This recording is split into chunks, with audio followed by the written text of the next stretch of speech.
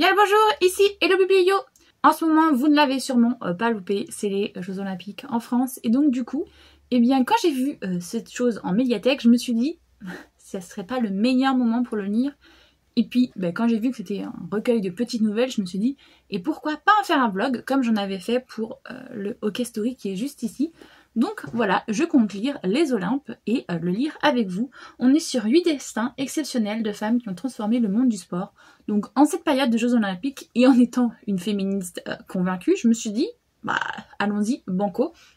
Donc on est sur 8 portraits vibrants de sportifs qui se sont battus contre les préjugés et les interdits. Des femmes fortes, des athlètes qui ont lutté pour pouvoir pratiquer leur sport au même titre que les hommes. Avec courage, le feu dans les yeux et la rage au ventre, elles ont osé dire non, briser les tabous, revendiquer leur place à l'entraînement, en compétition, reprendre le contrôle de leur corps. À la poursuite des sommets, les Olympes se sont battues, guerrières invincibles, et ont ouvert la voie du sport à toutes les autres femmes. Donc on va parler de 8 femmes en particulier. Donc on a, désolée pour la prononciation, mais là il y a des noms qui sont pas français et je sais pas comment on les prononce. Mais on va y aller quand même. Donc on a Gertrude Ederle, Rena Konokoji, Catherine Swetzer, Serena Williams, celle-là on la connaît, Florence Artaud on la connaît aussi, Kiran Gandhi, Megan Ripponnet, l'équipe norvégienne de Beach Hand. Ok. Et donc du coup on a à chaque nouvelle une personne différente qui a écrit, donc une autrice différente. On a Maya Brahmi, Valentine Gobi, Mathieu... Ah non, c'est un gars. Mathieu Palin, Sylvain Pathieu, Jennifer Richard, Caroline Solé, Carole Trébor et Joe Wickted. Donc voilà, on a ces 8 auteurs-autrices sur 8 destins différents. Et je pense que c'est ce que je vais faire. Je vais lire à chaque fois une nouvelle et vous faire mon petit compte-rendu dessus. On commence avec qui? Trudy, la mère à bras le corps de Joe Wicked. Et du coup... Ah, mais c'est la fameuse Gertrude. Gertrude Ederle. Si je vous trouve, je vous mettrai peut-être une petite photo là pour voir à quoi elle ressemble, cette personne. Et voilà, donc on va commencer avec cette petite nouvelle et je vous en fais un retour incessamment sous peu.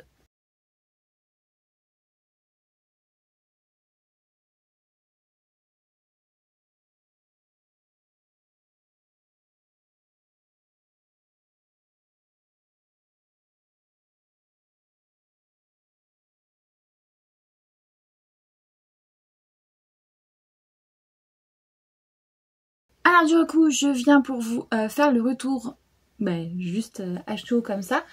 J'ai commencé du coup par la petite préface, qui est franchement une ode au féminisme, au montrer que le corps des femmes a toujours et sera toujours un sujet de société, parce que ça fait partie d'un des piliers du patriarcat, de contrôler la femme aussi bien physiquement que psychologiquement.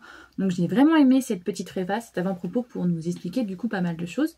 Et ensuite, du coup, comme je vous ai dit, c'était l'histoire de Trudy. Donc, Gertrude.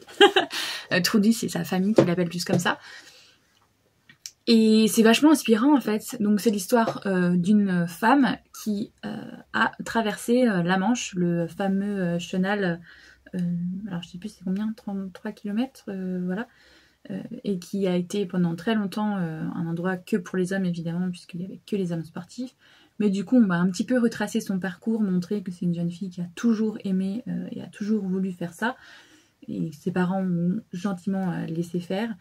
Et finalement elle va montrer que même si au premier essai elle n'a pas réussi, là on est du coup à son deuxième essai, celui-là où elle réussit. Et franchement c'est beau à lire parce que la force de caractère, les épreuves qu'elle a dû faire face, aussi bien en tant que sportive qu'en tant que femme, et en tant que du coup femme sportive, c'est un peu rageant en fait, parce que même si ça se passe justement dans les années, juste après les années 20, les années folles, juste après la guerre, on en voit encore des réflexions comme ça.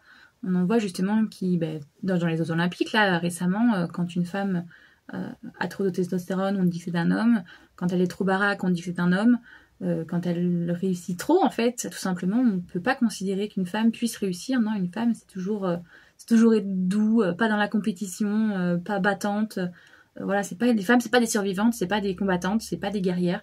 C'est toujours considéré comme la petite chose fragile à protéger. Et j'avoue que du coup, voilà, j'ai très hâte de lire la suite, là, parce que du coup, j'ai hâte de découvrir. Là, la prochaine, on est sur Descendante des samouraïs. C'est qui a écrit? C'est Carole Trébor. Donc on est en 54. Oui, parce que je vous ai pas dit, mais du coup, dans la préface, il nous indique bien que du coup, ce sont des femmes de toute époque et de toute ethnie aussi. Parce que du coup, selon les pays où ça se passe, évidemment, et selon les époques, on n'a pas toujours les mêmes lois, les mêmes interdits. Donc, je trouve ça justement hyper intéressant de voir la différence, aussi bien au niveau des pays que aussi bien au niveau des époques. Parce que, bah, évidemment, maintenant, on peut faire beaucoup plus de choses qu'à une époque, même si on est encore très limité, alors qu'on ne devrait pas. Mais à une époque, c'était vraiment des fois chaud de faire certaines choses.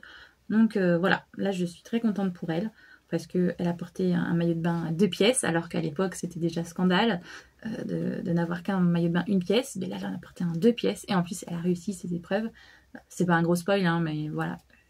Parce que vous vous doutez bien que si elle est là, cette personne, dans ce recueil, c'est parce que c'est une femme qui a réussi des exploits que d'autres n'ont pas réussi. Et voilà, j'ai adoré. Donc j'ai hâte de lire la suite et de vous embarquer avec moi dans cette lecture.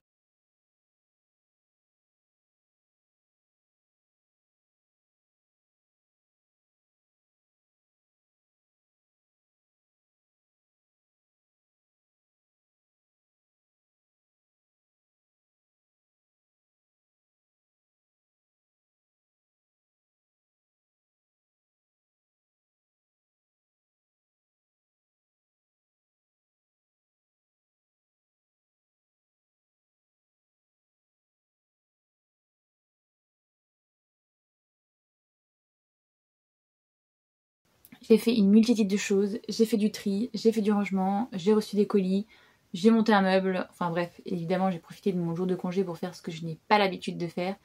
Et du coup, j'ai pas eu le temps de vous reprendre et de réellement vlogger aujourd'hui, mais c'est pas grave, je vais étaler le vlog tout au long de la semaine.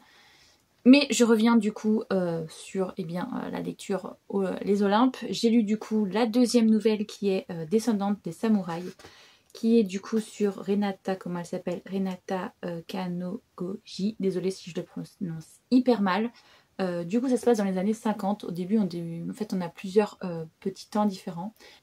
Du coup oui je disais, on est dans les années 50, on est aux États-Unis et c'est une jeune femme qui va découvrir par un peu le hasard, quelqu'un va lui faire découvrir le judo et elle va se prendre de passion pour ça et malheureusement le judo est interdit aux femmes. Donc elle va pouvoir s'entraîner avec des coéquipiers qui évidemment ne l'acceptent pas toujours au début, mais finalement au bout de plusieurs années, au bout de 5 ans, voilà, elle va réussir à s'intégrer dans l'équipe, à montrer qu'elle est très forte, qu'elle va même battre la plupart des gars.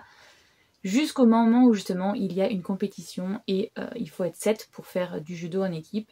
Et un des gars va se faire mal, donc du coup elle va devoir le remplacer au pied levé, mais en cachant le fait que c'est une femme, puisque les femmes n'ont pas le droit à la compétition. Le judo féminin, ça n'existe pas dans les années 50. Et donc du coup, elle a une coupe à la garçonne, elle a bandé ses seins, et le jour de la compétition arrive.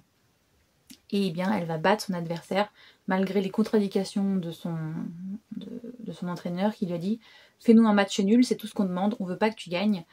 Et elle, sur le coup elle le prend très mal, donc elle va aller sur le tatami enragée, elle va gagner et va avoir les répercussions qu'il va y avoir parce que en fait elle va parler avec l'entraîneur après, elle va lui dire oui mais là du coup l'équipe a gagné, c'est cool. Mais maintenant, si quelqu'un découvre que tu es une femme, eh bien on risque de nous reprendre le trophée et de nous disqualifier en fait. Et finalement, quelqu'un va bel et bien découvrir qu'elle est une femme et elle va se faire retirer sa médaille. Et après, ça sera le combat de toute sa vie, de faire en sorte que le judo soit accessible aux femmes. Et c'est ce qu'elle va faire, elle va devenir entraîneuse, elle va entraîner des femmes. Elle va même recevoir une récompense au Japon par l'empereur. Alors attendez, qu'est-ce qu'on nous dit là ? Donc elle devient entraîneuse de l'équipe nationale féminine des États-Unis, elle coach des grandes judokas, nanana. Et l'empereur du Japon, en 2008, la décore de l'ordre du soleil levant et la nomme mère des femmes du judo. Et l'État de New York va lui réattribuer sa médaille d'or en hommage au travail de toute sa vie, en 2008, la même année. Et elle décédera quelques mois plus tard, donc elle va récupérer la médaille qu'elle aurait dû garder. Je trouve ce parcours ouf. Et encore une fois, c'est une grande dame. Et c'est à la fois rageant, parce que malheureusement, dans les nouvelles, là, on a beaucoup, du coup, on est dans leur point de vue à eux, même si c'est de la fiction, on nous raconte leur vie en nous romançant un peu ce qui a pu se passer. Et c'est assez rageant parce que malheureusement, même si c'est dans les années 50 que ça se passe, il y a beaucoup encore de mentalités comme ça, qu'on nous dit que les femmes ne sont pas faites pour ci, ne sont pas faites pour ça, que ça c'est un sport de mec, que ça c'est un sport de femme, que les femmes ne peuvent pas battre les hommes. Ben, la preuve que si, même poids, même catégorie, et pourtant cette femme a battu un homme et elle a remporté une médaille. Et voilà,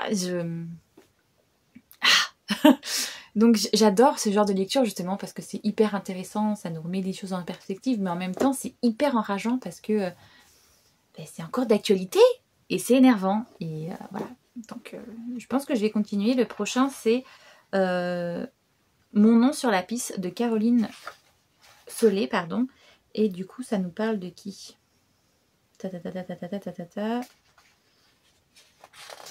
Est-ce que vous pourrez mettre son nom dès le début? Ça serait plus simple, non? Que là, je suis en train de faire tout le début. Pour trouver, ça parle de qui? Mes initiales KV. Switzer. Donc c'est ça. C'est Catherine Switzer, la prochaine Olympe, dont on va parler. Je ne reconnais absolument pas cette... De toute manière, là, il n'y en a que deux que je connais. Moi, il n'y a que Serena Williams et Florence Artaud. Donc je les lirai quand même ces nouvelles-là, mais du coup voilà, ça va être cool de découvrir la vie d'une autre femme qui a fait l'histoire et bah, du coup l'histoire du sport. Et bien du coup j'ai continué avec l'histoire de Catherine Switzer, j'espère que je le prononce bien. Donc on est sur une américaine qui, alors du coup c'est le marathon de Boston, donc je ne sais pas si elle vit à Boston ou pas. Mais du coup c'est une femme qui veut faire un marathon, mais c'est tellement impensable qu'une femme puisse en faire un que ce n'est même pas interdit. Il n'y a pas de case de sexe, il n'y a pas d'interdiction non plus de le faire, c'est juste qu'on dit que avec les utérus en fait les femmes ne peuvent pas courir ou alors au bout d'un moment ils finissent par tomber. Donc c'est tellement inconcevable dans l'esprit collectif qu'elle puisse vouloir courir que bien du coup elle va s'inscrire officiellement en mettant juste ses initiales KV Switzer, comme ça on ne sait pas si c'est une fille ou un garçon. Et du coup elle va participer, alors on n'a pas la date exacte mais c'est dans les années 70 je pense, et du coup elle va être la seule en face de 740 hommes et elle va être menacée puisque voilà, comme je vous ai dit c'est inconcevable qu'une femme puisse courir, mais elle va réussir à finir son parcours, on nous dit en 4h20, elle fait du coup les 42 km et du coup il y a une autre femme qui va participer à cette course, mais elle va y participer illégalement et celle-ci va réussir la course en 3 minutes 27. Donc techniquement, celle qui a participé illégalement a fait un meilleur score que elle, mais elle n'était pas inscrite officiellement. Donc on ne retient que celui de Switzer qui est de 4h20, pardon, puisque elle s'est inscrite officiellement à la course, elle avait un dossard avec un numéro et tout. Et on nous dit bien que après... elle va créer ses propres marathons un peu partout dans le monde, plus de 400 dans 27 pays différents.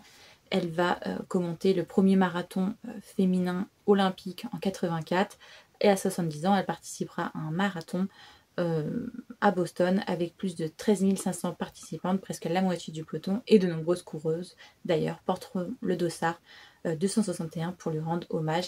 Elle finira même par devenir amie avec l'organisateur du marathon de Boston qui la menaçait en fait quand elle était en train de courir pour la première fois. Très clairement, il était en train de lui courir après pour lui arracher le dossard parce qu'il s'est rendu compte au dernier moment que c'était une fille. Et elle va finir par apparemment devenir amie avec lui dans la vraie vie. Ça après, voilà. Mais encore une fois, c'est super intéressant parce que là en plus, on est vraiment juste pendant la course du coup, où elle pense à toutes les heures d'entraînement qu'elle a fait et tout. Elle pense à son mari aussi qui lui est un athlète qui vit des Jeux Olympiques et qui du coup considère que sa femme fait du jogging de temps en temps, mais que voilà quoi, c'est pas vraiment une sportive, c'est lui l'athlète du couple. Donc voilà, on est aussi dans sa tête elle et qui se dit finalement il est là mais il est pas là pour me soutenir parce que il s'est même pas entraîné à faire un marathon en fait. Alors je sais plus quel sport il fait lui, mais comme il est en bonne condition physique, il s'imagine qu'il peut courir avec elle alors que ça n'a rien à voir. Voilà, donc elle est un peu vexée parce qu'elle s'entraîne depuis des mois et des mois pour réussir à faire ce marathon et lui il arrive en mode moi aussi je vais participer puisque c'est comme ça. Voilà, on a aussi ce genre de mentalités qui sont représentées et qui sont un peu vraies. Voilà, les hommes se disent si les femmes en sont capables, nous aussi, mais non en fait les gars, ça demande de l'entraînement, ça demande de l'endurance. Enfin... Donc j'ai bien aimé et j'ai découvert des choses parce que je la connaissais pas cette dame. Donc voilà, je suis très contente de ce récit. J'espère que la qualité de l'image ira parce que là nous sommes en pleine nuit et j'ai juste mis ma ring light comme vous avez pu le voir dans mes lunettes pour pouvoir vous faire ce petit retour de lecture. Et ensuite on est seul sur le cours de Mathieu Pelin et donc le cours du coup ça va être du tennis, donc voilà, c'est Serena Williams la prochaine.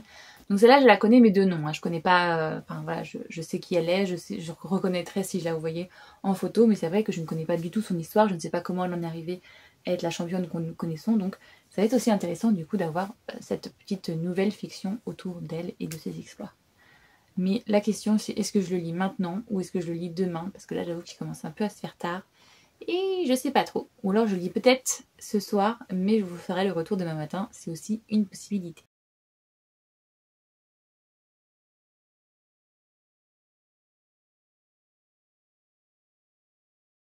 Du coup, eh bien, hier soir, j'ai quand même lu Seul sur le cours de Mathieu Palin, qui est du coup l'histoire sur Serena Williams. Et je connais de nom, hein, parce que c'est une tennisman qu'on connaît évidemment énormément, puisque une tenniswoman, pardon, puisque de toute manière elle est contemporaine à notre époque. Mais j'ai été surprise parce que je m'attendais pas du tout à ça. On est beaucoup revenu en arrière tout simplement parce que eh bien là pour le coup au lieu d'être vraiment sur un titre féministe, on est sur du racisme. Donc du coup on est revenu en arrière pour découvrir que sa famille, son père en particulier, descend d'esclaves et du coup on est revenu un peu en arrière sur le pourquoi du comment elle est arrivée en finale et elle s'est fait huer alors qu'elle était chez elle en Californie en face d'une Belge et normalement les supporters auraient dû la soutenir elle et en fait non, ils ont soutenu la Belge parce qu'elle est blanche et elle qui l'ont huée et ils étaient contents quand elle perdait ses aides. Donc c'était assez surprenant, je dois avouer, je m'y attendais pas, mais en même temps encore une fois c'est criard de vérité. Voilà, ça. Après du coup ça m'a perturbée parce que on était quand même un long moment, pas sur elle, mais sur son père, du coup, ce qu'il a vécu, et le pourquoi du comment il en arrivait à transformer ses filles en machines, en championnes, pour un peu justement lutter contre tout ce qu'il a subi lui, en tant que noir aux États-Unis, avec la ségrégation et tout. Mais du coup, je suis un petit peu déçue, parce que on a évidemment une partie sur elle, sur son ressenti, sur comment elle en est arrivée là où elle en est arrivée. Mais j'ai trouvé que du coup c'était trop... Enfin, pour un livre qui se veut justement féministe, là on s'est trop attardé sur le père et sur son vécu et pas assez sur elle. Donc voilà. Mais j'ai bien aimé, sinon j'ai appris pas mal de choses. Voilà, c'est une femme remarquable. Qui pour le coup, à mon sens, ne s'est pas fait toute seule, parce que comme je vous ai dit, en fait, pour le coup, oui, c'est son père qui les a entraînés, qui les a forcés à devenir ce qu'elles sont devenues. Après, évidemment, c'est aussi elles qui se sont entraînées, nanani nanana, mais je veux dire, la première attention ne venait pas d'elle. À l'inverse des autres, justement, que pour le moment on a vu, qui, contre vents et marées, le faisaient parce que c'était ce qu'elle voulait, même si on leur interdisait. Là, pour une fois, dans cette histoire-là, ça ne vient pas d'elle, ça vient de leur père, et il veut créer des championnes. Donc, voilà. Mais sinon, c'était très cool, et la prochaine histoire, du coup, c'est la fiancée de la mort, Jennifer Richard. Et donc là, du coup, va être sur Florence Artaud. Donc, elle aussi, je connais. Elle, c'est une skippeuse, si je me trompe pas. Hein, mais c'était pas le Vendée Globe, je sais plus, ou la Route du Rhum, que j'avais vu qu'elle en faisait partie. Donc voilà, on va lire ça. Mais bon, pour le coup, là, du coup, je vais travailler. Donc je vais vous emmener vite fait avec moi pour vlogger. Mais oui, comme je vous ai dit, j'en ai lu la moitié hier au final. J'ai lu 4 histoires et je pense que le reste... Je sais pas si je lirai tout aujourd'hui ou si je vais le répartir en 2 histoires aujourd'hui et 2 histoires demain. Mais voilà, ça va être un petit vlog sur plusieurs jours finalement et non pas sur une seule journée.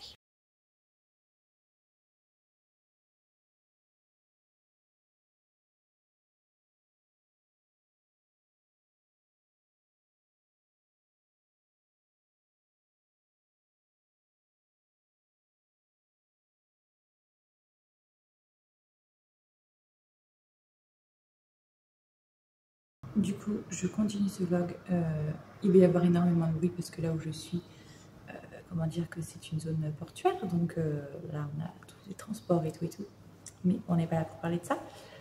Du coup j'ai continué, et j'ai même un petit peu trop continué, puisque j'ai lu donc celle de Florence Artaud et celle-ci de la nouvelle de Karen Gundy. Pour la nouvelle de Florence Artaud, je pense que vous connaissez cette femme. C'est une skippeuse qui est assez reconnue, puisque c'est la première femme à avoir gagné la route du Rhum. Alors je ne sais plus la date exacte, mais sa nouvelle m'a assez laissé un peu perplexe, parce que, eh bien, on n'est pas de son point de vue à elle, je crois qu'on est de son point de vue de son animal de compagnie, de son chat domestique ou je sais pas trop quoi. Et du coup j'étais un peu perturbée à la lecture en mode mais c'est trop chelou. Donc voilà, j'ai bien aimé le lire, mais on était vraiment trop axé sur les détails techniques, enfin ça m'a un peu passé au-dessus, je vous avouerai. Et après, celle de Karen Gundy, pour le coup, alors elle m'a perturbée aussi, mais pour une autre raison, c'est que c'est pas une sportive en fait, c'est une artiste, c'est une DJ, chanteuse, interprète. Et elle a fait un marathon avec sa famille. Ce marathon, ben, ce jour-là, elle a eu ses règles et du coup, elle a voulu militer justement pour les femmes, et elle n'a pas mis de protection périodique, ce qui fait que ça s'est clairement vu sur elle que ben, y avait le sang qui coulait. Alors, pour moi, c'est du féminisme, c'est du militantisme certes, mais on était normalement là qui ont transformé le monde du sport. Voilà, pour moi, c'est ça les nouvelles. Et ben là, pour moi, du coup, c'est pas une sportive et elle n'a pas transformé le monde du sport. Donc voilà, je me demandais ce qu'elle faisait dans cette compilation. Mais sinon, j'ai bien aimé son histoire, j'ai bien aimé sa manière de penser et tout, mais c'est vrai que j'étais un peu perplexe aussi. Pas pour les mêmes raisons que pour Florence Artaud, mais plus dans le sens où, bah, même si son histoire est cool, j'aurais plus vu dans un recueil de nouvelles de femmes féministes qui ont fait avancer la cause des femmes, mais pas forcément en termes de sportifs, parce que même si elle a fait un marathon, encore une fois, ce n'est pas une sportive, enfin, professionnelle, je veux dire, de haut niveau, et elle n'a pas fait avancer le monde du sport, à mon sens. Elle a fait avancer justement le tabou sur les règles, et donc du coup, pour les femmes, mais pas le monde du sport. Donc voilà. J'ai juste commencé Megan, comment ça se dit ça, Rapinoe. Donc elle, ce sera une footballeuse. Mais pour le moment, voilà, j'ai commencé que quelques pages. Donc je ne sais pas trop de quoi ça parle. On verra bien. J'ai hâte de dire la suite. Et du coup, là, il m'en reste que deux. Il me reste cette fameuse Megan. Et après, il me reste l'équipe norvégienne de beach handball. Et après, je l'aurai fini. Et du coup, je pourrais vous faire un retour global. Mais de toute manière, vous avez déjà eu des retours petit à petit au fil de mes lectures.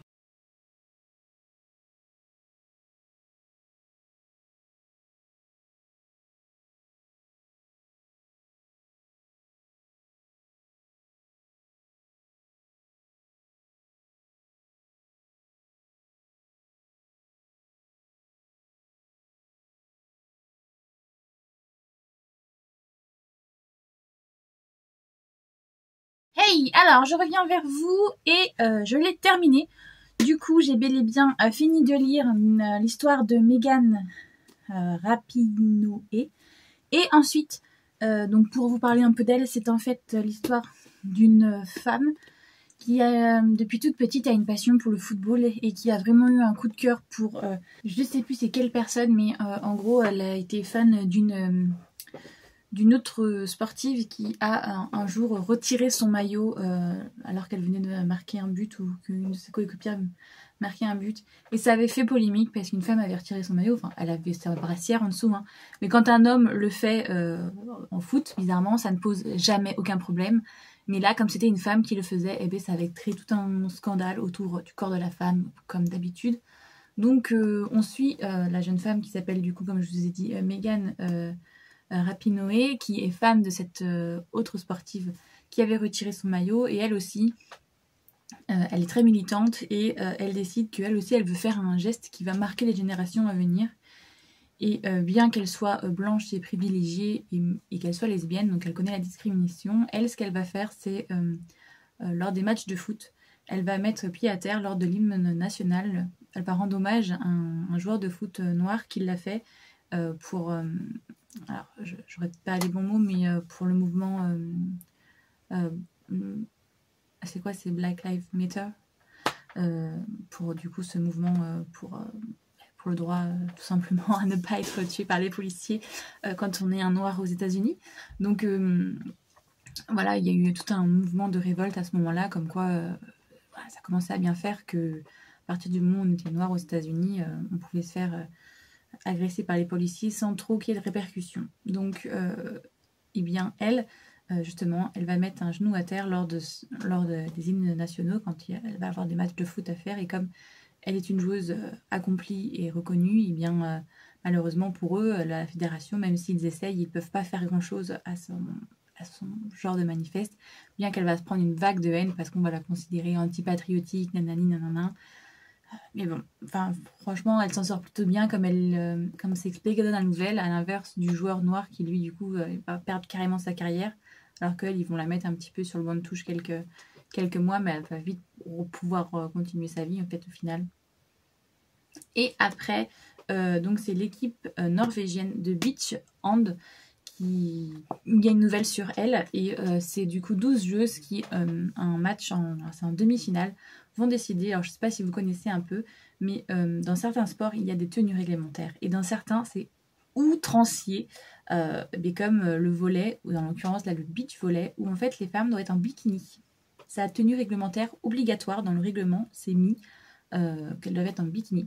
Sauf que le problème, c'est que ce sont des femmes, et des fois, elles ont leurs règles, et des fois, enfin voilà, l'aine, cette partie-là est très sensible au niveau de la peau, donc à force de s'entraîner dans ces bikinis, ça frotte, ça s'irrite, c'est mal. Et puis de toute manière, les hommes qui font la même pratique sportive, eux, ils sont en short et on leur dit rien. Alors pourquoi les femmes? Eh bien ça, on le sait, hein, c'est pour rendre plus attractive ce sport, et très clairement pour que les gens puissent les mater, hein. Soyons clairs, disons-le comme ça. Et du coup, eh bien, ces Norvégiennes, lors d'une compétition, alors c'est une demi-finale, je crois, ou un quart de finale, je sais plus, demi-finale, il me semble. Eh bien, elles vont décider justement de venir en short, voilà, de militer à leur manière, en disant, bah, écoutez, y en a marre qu'on nous prenne pour des objets, en fait, on est là pour être des sportives, on est là pour être jugés justement sur nos performances et non pas sur nos corps, à l'instar de nos homologues masculins. Et donc, du coup, elles vont venir au short. Alors, sur le coup, apparemment, pendant le match, ça n'a pas trop fait grand-chose, puisque personne n'a réagi au moment, et ils n'ont pas eu de huée, ils n'ont pas eu de disqualification et tout ça. Mais par contre, pendant le match, ça a énormément, justement, réagi sur les réseaux sociaux. Et bien, au final, elles ont fait un bras de fer avec la Fédé pour que, bien, voilà, les shorts soient autorisés et non pas être en bikini lors des épreuves sportives qui, franchement, c'en était ridicule. Et il y a tout un plaidoyer justement à un moment où on nous dit de toute manière que le corps des femmes a toujours été contrôlé, soit on n'est pas assez habillé, soit on est trop habillé.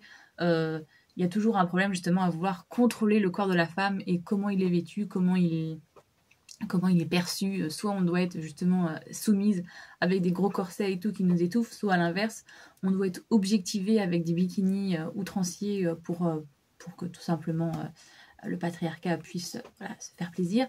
Donc, eh bien, j'ai bien aimé cette nouvelle-là. Du coup, c'était pas sur une personne, c'était sur toute l'équipe justement, où on était un petit peu dans leur préparation de comment elles vont faire ce match, tout en pensant justement au moment où elles essayent de marquer l'histoire à leur manière, pour faire reculer ce règlement qui est outrageant. Donc voilà, j'ai fini et je suis plutôt contente. Donc vous avez eu mon avis au fur et à mesure, hein, finalement, de toutes les petites nouvelles qu'il y avait dedans. Et j'ai bien aimé, même si comme vous le savez, il y en a que j'ai plus apprécié que d'autres. Et franchement, je le conseille, parce que comme vous voyez, il se découpe assez facilement et il se lit très bien, il se lit très vite. Ça écrit assez gros en plus, hein. Donc il n'y a pas... Enfin, franchement, ouais, il est un ado. Ouais, il est un ado en plus. Donc, franchement, c'est une bonne lecture. Et justement, ça remet aussi les choses en place, dans leur contexte. Des fois, justement, il y avait des choses qui se passaient dans les années 20 qui sont encore d'actualité aujourd'hui. Donc, c'est assez grinçant. Et voilà, j'ai beaucoup aimé. Je le recommande. Donc, c'est un livre sur le sport et surtout féministe avant tout. Donc, voilà. Gros big up, j'ai beaucoup aimé. J'espère que cette vidéo vous a plu. Si vous souhaitez parler avec moi du livre que j'ai lu, il n'y a pas de souci, il y a l'espace commentaire qui est là pour ça. Si vous connaissez d'autres livres dans ce genre, n'hésitez pas, pareil, à les mettre en commentaire, ça pourra permettre à des personnes qui souhaitent justement se faire une petite wishlist ou une petite palle de livres qui parlent de femmes et de sport. Il n'y a pas de souci.